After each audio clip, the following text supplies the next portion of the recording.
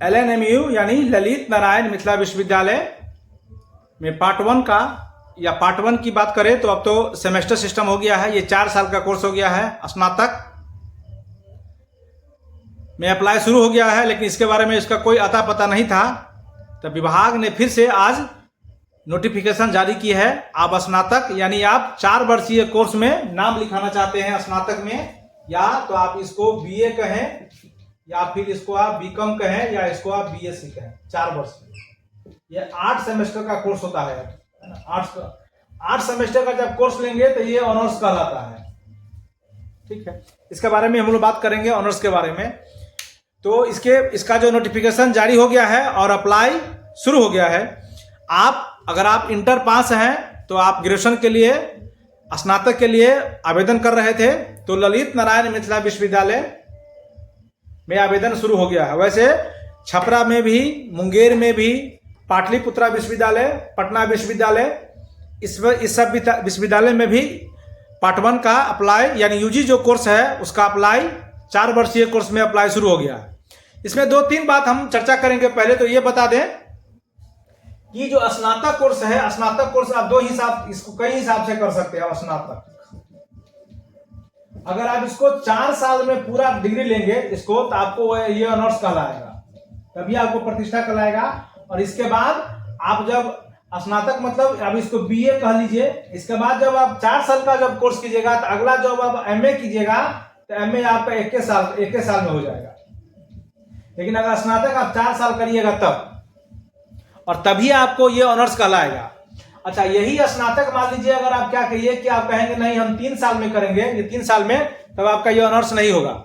ठीक है, या उसके बाद फिर ये जो आपका जब MA करने आइएगा तो आपका 2 साल का फिर समय लग जाएगा, यानी 3 2 5।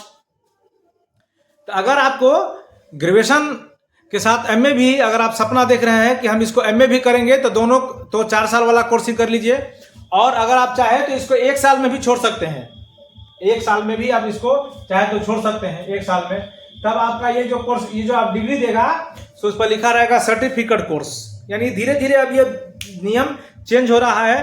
तो 1 साल में भी स्नातक आप छोड़ सकते हैं अगर आपके पास समय नहीं है, चाहे बहुत लोग छोड़ देता है। तो ये सर्टिफिकेट कोर्स होता है। 2 साल में छोड़ेंगे तो ये डिप्लोमा कोर्स कहलाएगा। 3 साल में कोर्स कहलाएंगे तो UG कोर्स कहलाएगा। उसी तरह आप 4 साल में कोर्स करेंगे यानी 8 सेमेस्टर का, तो ये पूरे कोर्स की आपको मान्यता होगी। उसके बाद ये, क्योंकि उस पर अब लिखा रहेगा, जब आपको सर्टिफिकेट मिलेगा तो उस पर इस बात की चर्चा रहेगी। तो आप एक बार सोच समझ के भी एडमिशन ले सकते हैं। और इसमें एक बात और, इस बार UGC नियम ला रही है। अब देखिए इस बार ये लागू हो पाता है या नहीं, लेकिन UGC ने सारे राजभवन को इस बात का निर्देश दिया है। क्या कि जो बच्चा आर्ट लिया है, पहले ऐसा होता था, कैसे देखिए, पहले ऐसा होता था क्या कि अगर आप 12th में, है ना, अगर आप 12th में आर्ट्स रखे हैं, 12th में आप क्या रखे हैं, आर्ट रखे हैं, तो आप इसका मतलब आप BA जो करेंगे, BA या स्नातक जो करेंगे आप स्नातक, ये आर्टे वाला आपको सब्जेक्ट रखना होगा, आर्ट्स वाला सब्जेक्ट रखना होगा। आर्टे सब्जेक्ट से कर सकते थे। उसी तरह कोई आदमी अगर 12th अगर BCom से किया है तो BCom वाला ही सब्जेक्ट रख सकता था और ये आर्ट में जा सकता था। या फिर कोई आदमी अगर साइंस से 12th किया था तो साइंस पढ़ सकता था, ये सब पढ़ सकता था।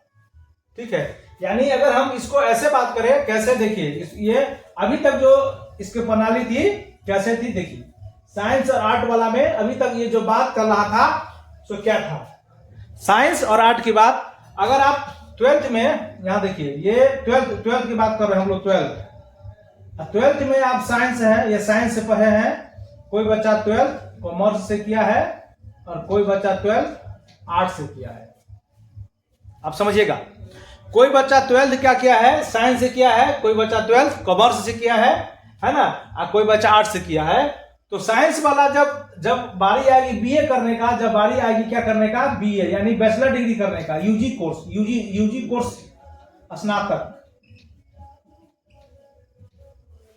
स्नातक वाला था, तो साइंस वाला बच्चा कॉमर्स का विषय भी रख सकता था और आर्ट का विषय रख सकता था। ऑनर्स करने के लिए ये बच्चा दोनों विषय रख सकता था। चाहे तो ये बच्चा क्या कर सकता था कि अगर 12th साइंस से किया है तो ये कॉमर्स में अकाउंट भी रख सकता था, अकाउंटेंसी भी रख सकता था, एंटरप्रेन्योरशिप भी रख सकता था, ये भी रख सकता था। या फिर आर्ट में चाहे तो ज्योग्राफी भी रख सकता था, भूगोल भी रख सकता था, ये भी। लेकिन अगर वही आर्ट वाला बच्चा चाहे तो आप कॉमर्स का विषय अकाउंट नहीं रख सकता था, या आर्ट वाला बच्चा चाहे तो साइंस वाला विषय यानी मैथ ऑनर्स या फिर फिजिक्स ऑनर्स नहीं कर सकता था। लेकिन इसी का बदलाव अब यूजीसी ने किया है कि अगर ये दोनों बच्चा एक एग्जाम लिया जाएगा, इसका एक परीक्षा लिया जाएगा। अगर दोनों बच्चा ये जो परीक्षा है कॉमर्स वाला भी और साइंस वाला भी, अगर परीक्षा पास कर दिया तो इंटर किससे है कोई मतलब नहीं है, आप वो बच्चा साइंस पढ़ सकता है, लेकिन उसके लिए अब एग्जाम पास करना पड़ेगा। यानी अब जो बच्चा इंटर में कॉमर्स भी रखा है या आर्ट भी रखा है, अगर उसका मन साइंस पढ़ने का है तो एक एंट्रांस लिया जाएगा और आप वो बच्चा स्नातक साइंस से भी कर सकता है। एक एंट्रांस होने के बाद यूजीसी ने नियम निकाला था, अभी तक ऐसा नियम नहीं था। अभी तक था कि अगर आप 12th आर्ट से किए हैं तो आपको स्नातक आर्ट से करना होगा, 12th कॉमर्स से किए हैं तो आपका स्नातक कॉमर्स से करना होगा, या 12th अगर आप साइंस से किए हैं तो आप साइंस कॉमर्स आर्ट कुछ भी कर सकते थे। यानी साइंस वाला साइंस कॉमर्स आर्ट ले सकता था, कॉमर्स वाला कॉमर्स आर्ट ले सकता था, लेकिन आर्ट वाला के लिए एरिया फिक्स था, आप आर्ट में घूमेंगे। इसीलिए पहले लोग आर्ट को थोड़ा कम आंक रहे थे, वैसे ये कम है नहीं, सब विषय का बराबर महत्व है। इसी बात को नई शिक्षा नीति 2020 में और यूजीसी का जो नया गाइडलाइन है उसमें ये बात की चर्चा है कि अब ये बात नहीं, इंटर आप किसी विषय से किए हैं कोई मतलब नहीं है, आपको आप चाहे तो कॉमर्स वाला आर्ट, आर्ट वाला कॉमर्स, साइंस वाला आर्ट, आर्ट वाला साइंस, कोई भी कुछ पढ़ सकता है, लेकिन उसके लिए आपको एक एग्जाम पास करनी होगी। ये नया रेगुलेशन इस बार से आप देखिए लागू हो पाता है कि नहीं। वैसे यूजीसी ने ये जो रेगुलेशन है, गाइडलाइन है, ये जारी कर दिया है। तो चलिए हम लोग आप स्नातक वाला मुद्दा पर चर्चा करते हैं।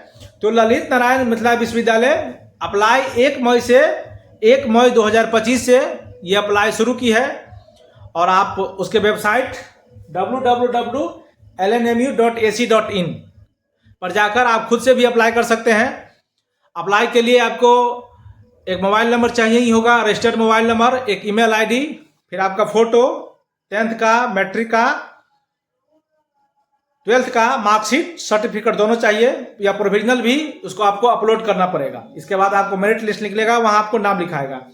इसका आवेदन जो अप्लाई है, ये आवेदन ऑनलाइन अप्लाई होगा 1 मई 2025 से 24/5/2025 तक अप्लाई होगा। वैसे आवेदन का डेट बढ़ेगा ही, लेकिन ये आवेदन बहुत दिन से बच्चे इंतजार कर रहे थे तो आवेदन का डेट निकाल दिया है। ये आवेदन का डेट और भी बढ़ेगा। आप इसके वेबसाइट पर जाकर खुद से भी अप्लाई कर सकते हैं और अपना विषय, अपना चॉइस आदि भर सकते हैं। नहीं तो आप किसी साइबर वाले से संपर्क करके आप ये स्नातक में अप्लाई कर सकते हैं। तो ये 12th वाले के लिए खबर था, जो भी स्नातक किए हुए थे, स्नातक करना चाह रहे थे, 4 वर्षीय कोर्स करना चाह रहे थे, तो उसके लिए अप्लाई।